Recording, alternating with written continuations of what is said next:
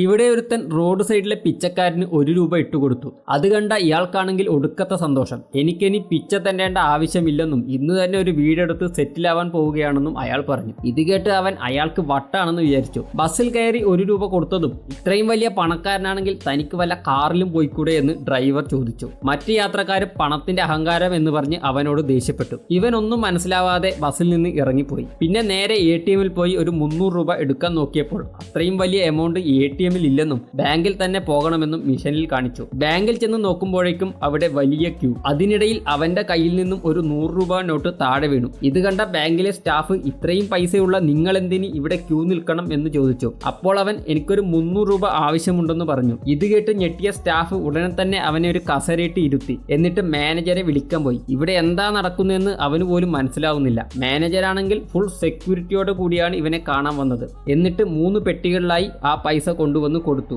ഇതിൻ്റെയൊക്കെ കാരണം അറിയണമെങ്കിൽ സബ്സ്ക്രൈബ് ചെയ്യും.